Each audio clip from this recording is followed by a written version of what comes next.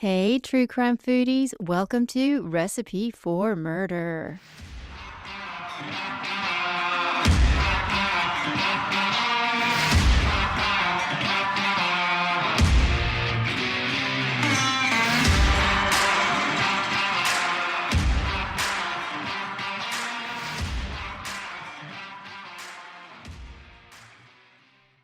Hi, guys, and welcome to a brand new episode of Recipe for Murder. I'm your host, Laura Michelle, and I first want to say thank you so much for joining me today. We have a really rough one, so we're just going to quickly get to our foodie news and then we'll move on to the case. I don't have a recipe for you guys tonight. I have something else, and I don't know what to call it, so I'm calling it pizza hacks. I learned something today, and I decided I wanted to try it. I'll tell you in just a minute, but then I started thinking about some of the other things that I do for pizza hacks.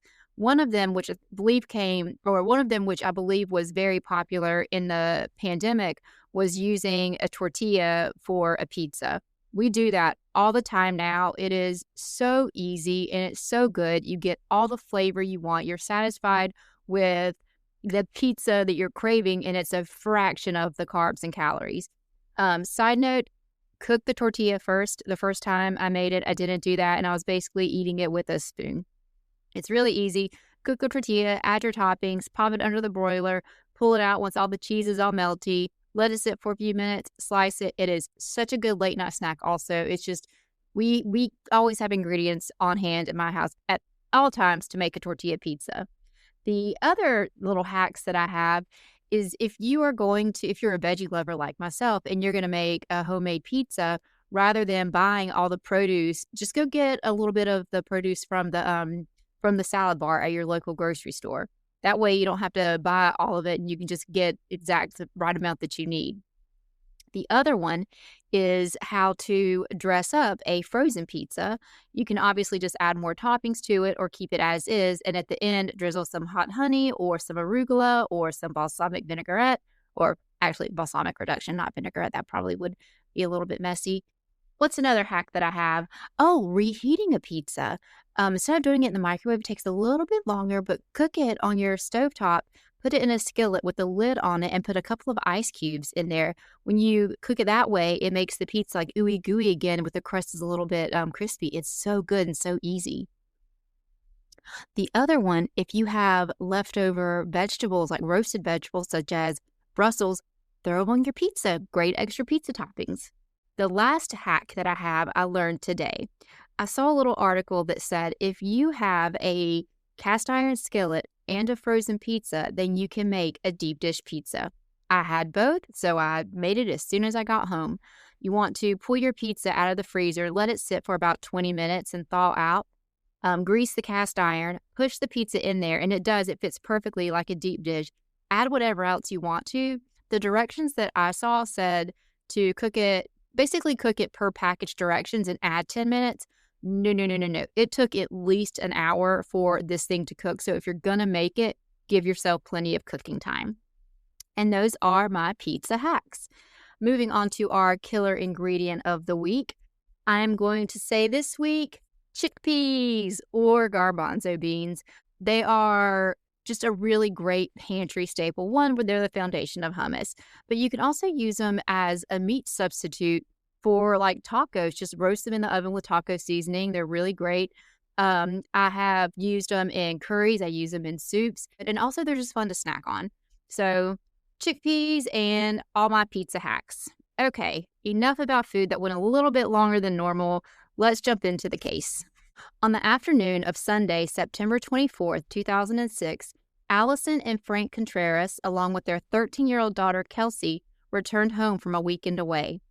As they approached the house, they could hear their dogs barking, excited to see them. Kelsey ran ahead, eager to greet the dogs. The Contreras family had asked their niece to stay at the house and watch their pets while they were away. She was saving money to buy a car, and she was trying to prove that she was responsible, so she agreed. 13-year-old Kelsey walked in and unlocked the front door and called out to her cousin, but got no response. She walked further into the house and froze upon entering the living room. Once she understood what she was looking at, a blood-curdling scream followed. There on the living room floor, She found her 16-year-old cousin stabbed to death in a pool of blood. This is the horrific case of Cassie Jo Stoddart, aka the Scream Murder. Let's start with talking about Cassie a little bit. Cassie was so smart and talented. She was born on December 21st, 1989, and lived in Pocatello, Idaho. I might be saying that wrong. She had 2 siblings, an older sister, Christy, and a younger brother, Andrew, and they split their time between their mom, Anna's house, and their grandparents' house. Cassie grew up in a small community where everyone knew everyone. Each other. Pocatello is known to be safe, trustworthy. Pocatello is known to be a safe, trustworthy, welcoming place. And Kathy was artistically gifted. She loved to draw and act and was very creative. She was just one of those really cool artsy people. She also enjoyed sports, especially soccer, and she was a straight-A student. She was also very pretty, long brown hair, and a gorgeous smile. Basically, Cassie was the whole package. Her friends described her as headstrong, smart, and caring. At the time of her death, she was a junior at Pocatello High School, and she was a junior at Pocatello High School, and she had been dating her boyfriend, Matt Beckham, for about 5 months. Cassie was adored by everyone and had no enemies, so who would want to do this to her? Upon the grisly discovery of Cassie's body, her Aunt Allison immediately called 911. She was screaming and panicking, and she told them, "There's blood everywhere. We found our niece, and she's dead." Police arrived at the scene soon after, and it was clear that she had been dead for a while. Her body was showing early signs of decomposition, rigor mortis had set in, and some odor was present. Crime scene techs counted 27 stab wounds, which later would change to 30 during the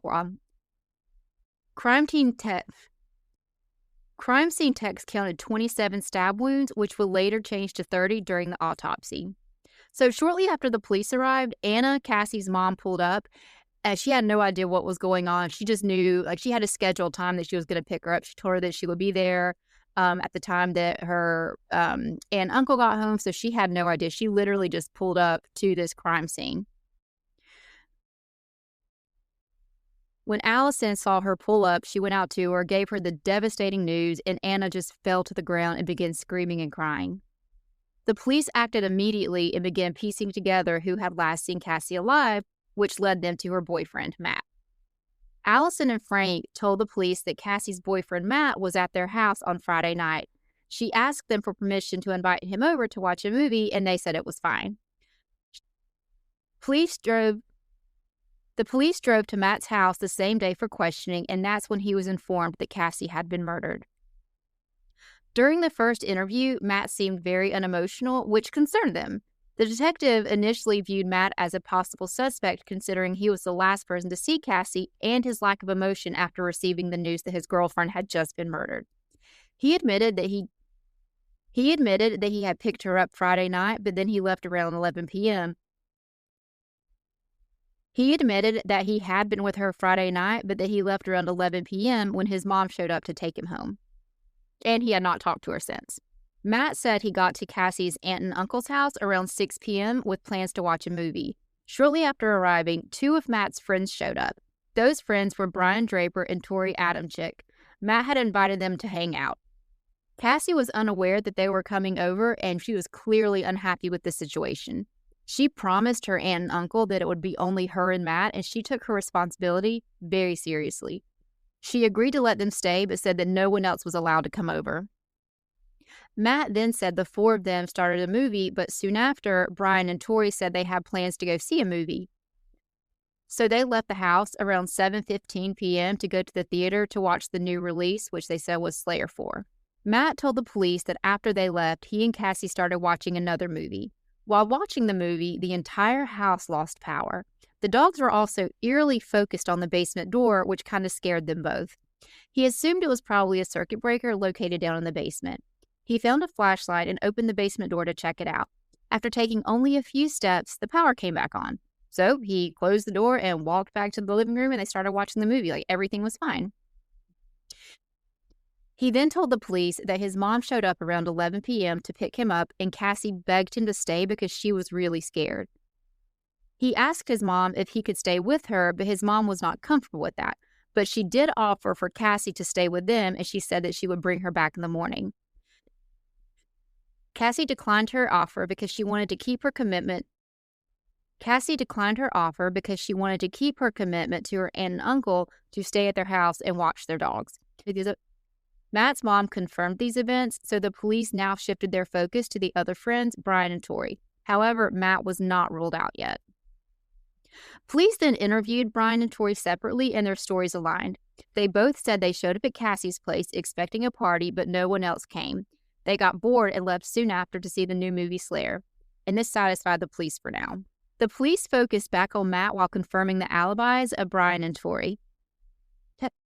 They asked him to come to the station for a lie detector test, and he agreed. Once again, Matt was unemotional over the situation, but he answered the questions asked by the polygrapher. Matt passed the polygraph test and was released by police, but he was still not off the hook.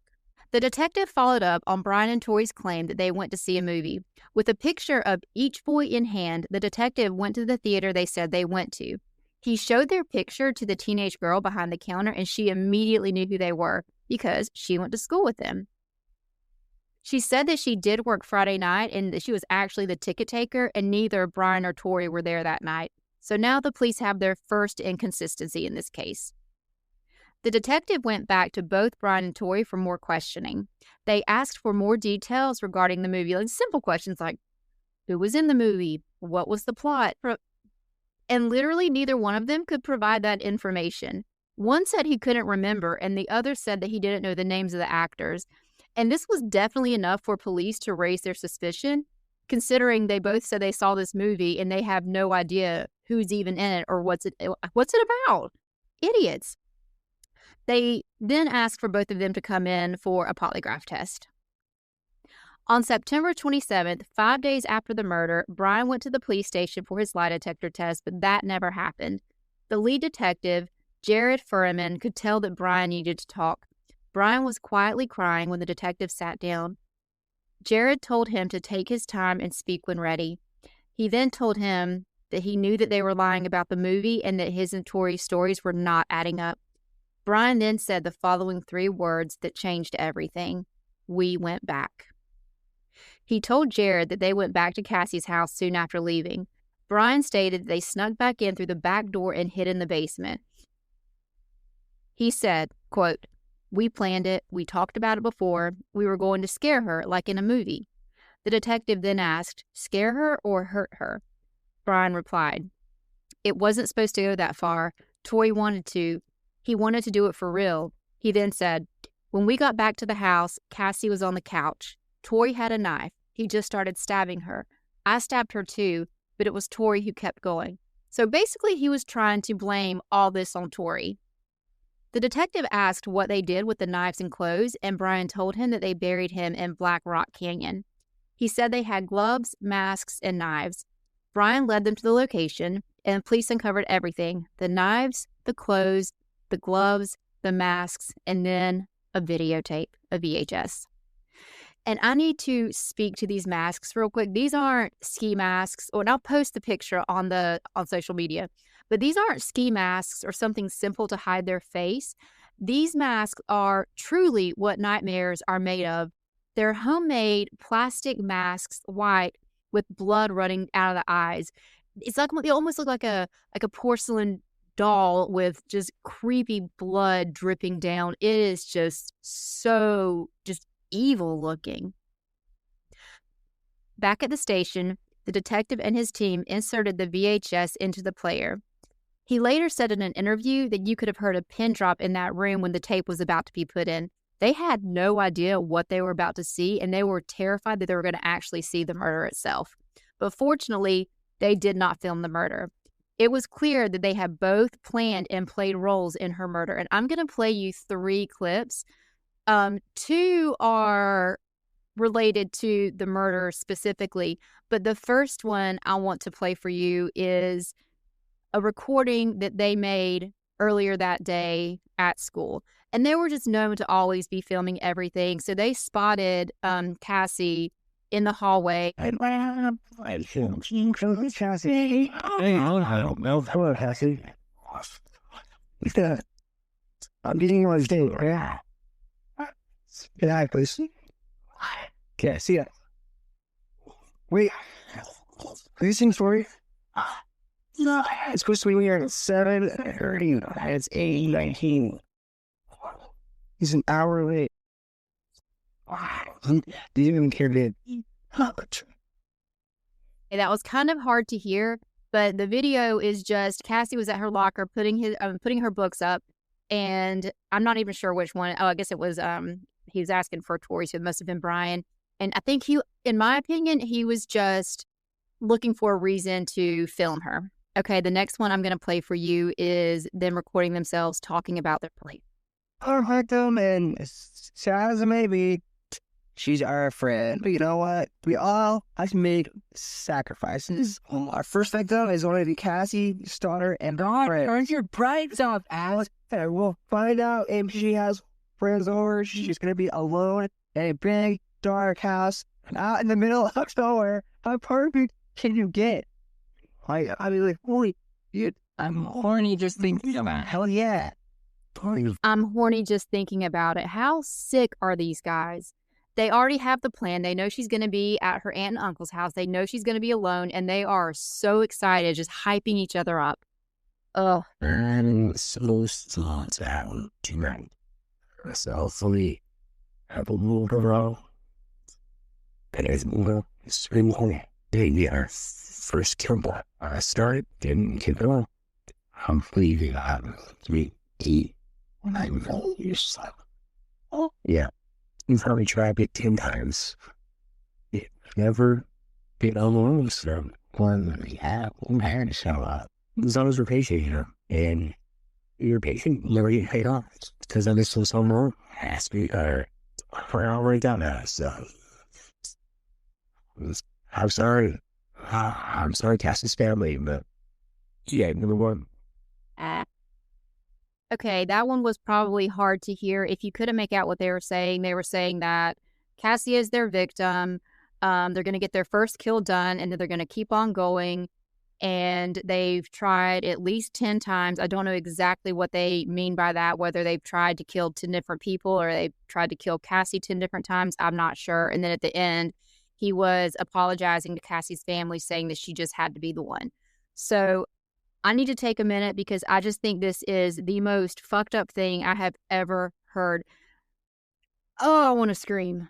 I don't want to, but we do need to talk about Brian and Tori to understand who we are dealing with. Brian and Tori were both 16-year-old high school juniors at Pocatello High School. They were both friends with Matt and knew Cassie. Now, they weren't like close friends with Matt. It was just more kind of like casual. So it's not clear how they got an invite to hang out with him at Cassie's house because that's not something they would normally do. I think that it's probably more likely that it came up in general conversation, or he maybe overheard Matt talking about it and they found a way to get an invitation, or they kind of like found a way to invite themselves over. And Matt was just a nice guy and agreed. So on the surface, they seemed pretty ordinary. Like they were both a little bit awkward and quiet and a little bit out of place. I guess they were kind of like the social outcast, but nobody looked at them as being like super weird or thought that they were capable of doing something like this. Let's get into Brian first. Brian Draper was the quieter of the two. He was born in Utah, raised Mormon, and his family eventually moved to Pocatello, where he struggled to fit in. Brian was deeply impressionable, and he was very much a follower, so he kind of like fell under the influence of Tori. Brian loved movies, and he did like the idea of being different, and his family described him as a good kid who just got caught up in the wrong influence. But Brian definitely had a dark side to him outside of Tori. He was fascinated with violence, and he devoured horror films. He idolized the Columbine shooters, and he kept journals filled with dark thoughts about murder. Moving on to Tori. Tori Adamczyk. If Brian was a follower, then Tori was the ringleader. Tori had the kind of confidence that Brian lacked. He was obsessed with movies, especially horror films, and wanted to be a filmmaker one day. He would walk the halls of the school with a video camera, constantly filming, constantly directing.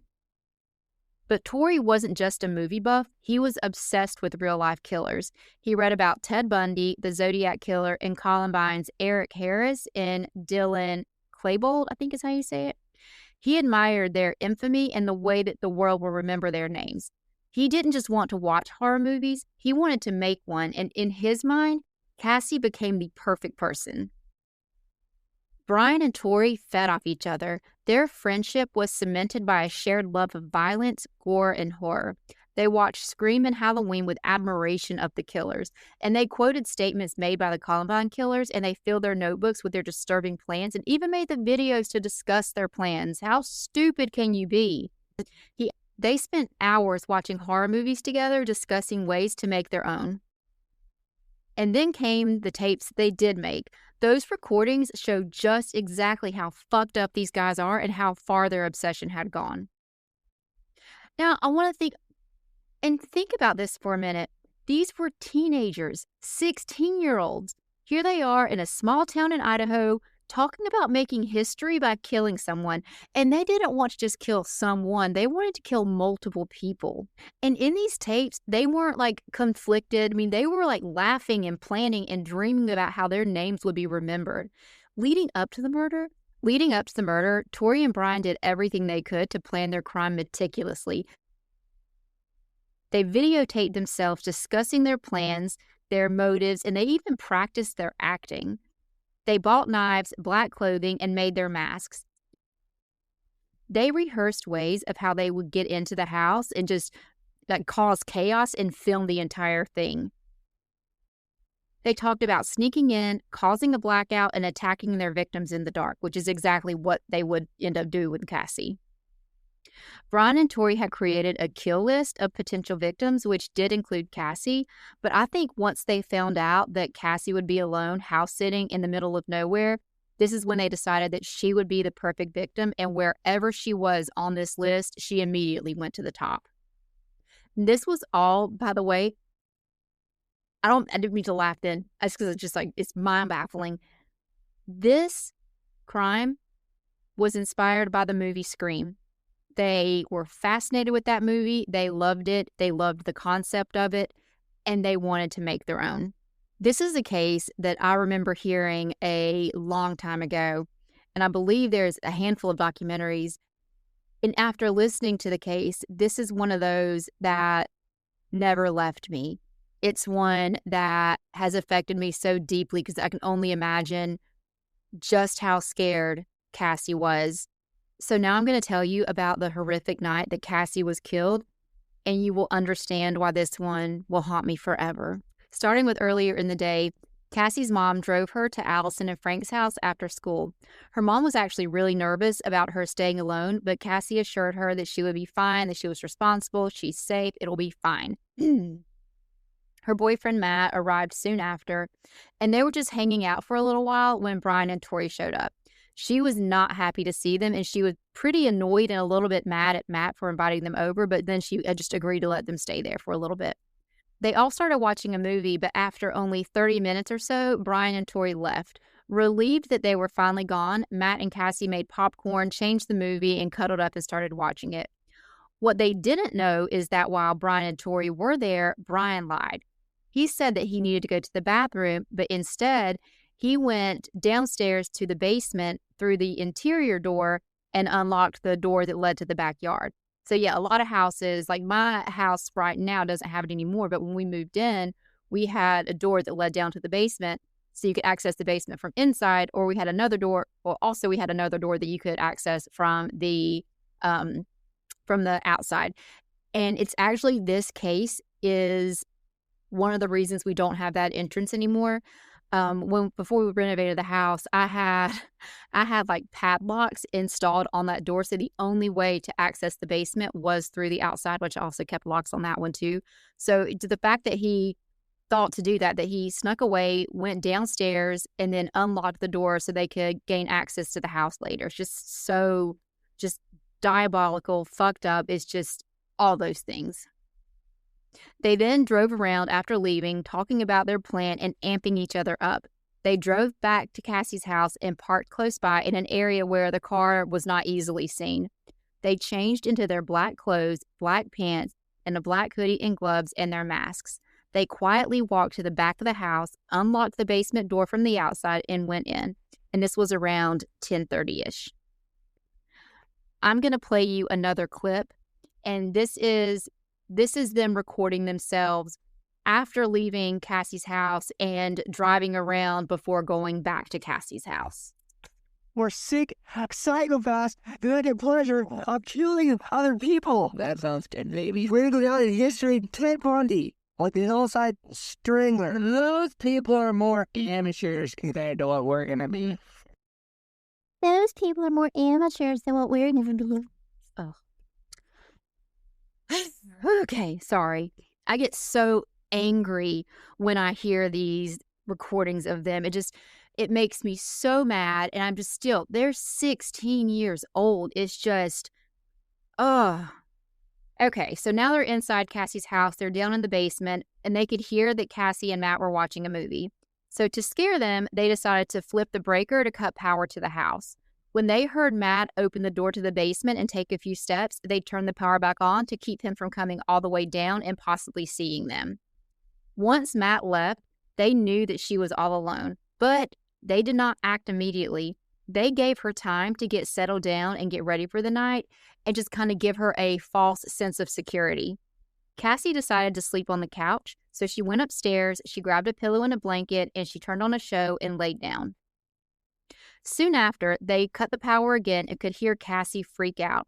Then the power came back on. A few minutes later, the same thing happened. They repeated this a few times, and Cassie was terrified and was desperately trying to get help. The house phone was not working due to the power, and she had very little cell service, but they could hear her trying. At this point, Cassie knew that someone was in the house, and she knew that someone was fucking with her. And keep in mind, she had no car. Also, the neighborhood at the time was still in the development stage, so there were no neighbors close by. And Brian and Tori knew how isolated she was, and they were trying to inflict as much fear as they possibly could. And they did. Brian and Tori were hoping that she would come down to the basement to see what was going on, but she didn't go. And she was already speaking out, pleading for whoever it was to stop. Brian and Tori cut the power for the final time and slowly made their way upstairs. Cassie was sitting alone, in the dark, paralyzed in fear. Dressed in all black, wearing those awful masks and holding knives, Brian and Tori walked into the living room towards Cassie. Cassie screamed and ran toward the front door, but they caught her and pulled her back on the couch. They forced her to the floor, and Cassie is now crying and begging them not to hurt her, but they began stabbing her over and over until they watched the life leave her body. They then quickly ran to Tori's car and drove away, still wearing their black clothes, now covered in blood. And of course, these fuckers filmed themselves talking about their murder. Here is the last clip that I'm going to play for you guys, and hopefully you will never have to hear their voices ever again. I just killed Cassie. We just left her house. This is not a joke. I stabbed her in the throat, and I saw her lifeless body just disappear. Dude, I just killed Cassie. I'm not even going to talk about that one. I can't. They drove nearby to Black Rock Canyon and changed into their normal clothes. They then placed their masks, the gloves, the clothes they used to murder Cassie, and the videotape in a black bag and buried it. During the autopsy, the medical examiner said that Cassie sustained approximately 30 stab wounds in total. Of those, at least 12 were determined to be fatal. She was stabbed in the chest and torso, which punctured her lungs and pierced her heart. She had additional stabs and cuts to her neck and abdomen. She had defensive injuries on her arms and hands, showing that she tried to fight back. And this was classified as overkill. The pathologist testified that Cassie would not have died instantly and that she likely remained conscious and was aware for a short time after the attack. Both boys were charged with first-degree murder, and even though they were only 16, they were charged as adults. Brian went to trial first in April of 2007. The prosecution had his confession and the VHS clips of Brian and Tori plotting Cassie's death, and then the recording they made immediately after murdering her. The defense tried to argue that Brian was just a follower, a kid led astray by Tori, but the jury disagreed. Brian Draper was convicted on first-degree murder and conspiracy. The sentence was life in prison without the possibility of parole, plus 30 years. Goodbye, Brian. 2 months later, in June, Torrey faced his own jury. His defense painted Brian as the true killer, insisting that Torrey had only been swept along. But once again, the tapes don't lie. Torrey was also found guilty of first-degree murder and conspiracy. His sentence matched Brian's exactly, which was life in parole. His sentence matched Brian's exactly, life without parole plus 30 years. The years that followed were brought with a wave of appeals, but ultimately their convictions were never overturned, their sentences were never reduced, and they are still in prison to this day, and where they will likely remain until they die. And that is almost the case. I have one more little tidbit that I want to tell you about. They had a plan. Their plan was to kill as many people as they possibly could, and they were going to record all these murders. And they were going to have a box. I don't know where they were going to store the box, but they were going to have all their VHS tapes in this box, knowing that one day they would eventually get caught. And then they would, either tell the police where the tapes are, or the police would find them during, searching the property or whatever. And then it would be known, like, all these people they killed, and they were going to be so famous. So they had a plan to eventually be super famous one day, just on the sheer amount of people they killed and the brutality of the attacks. So fortunately that they were idiots and they got all their information wrong about the movie, and they were caught, and Cassie was their only one. But it's still just so messed up that Cassie was killed this way. It was just like so messed up. And that is the case of Cassie Jo Stoddart. And now we definitely need a palate cleanser, because that was horrific. And I'm sorry you guys had to sit through that. And if you are still here with me listening, thank you for making it to the end. I do think that Cassie's name is one that needs to continue to be told. She had her whole life ahead of her. She was so young. She was so responsible. And it's just horrific. So continue to say her name, share her story, and let's move on to the palate cleanser. What I have for you today. Do you think that a hot dog is a sandwich? Well, do you? By definition, a sandwich is an item of food consisting of 2 pieces of bread with meat, cheese, or other fillings between them, eaten as a light meal. So I'm going to say, yes, I do think that a hot dog is a sandwich, but I'm curious to know what you guys think. I'm going to take a poll and see what the majority says. Okay, I think that is enough for me. I just want to say thank you so much for hanging out with me, and I hope you stay safe out there and hungry for justice. Bye!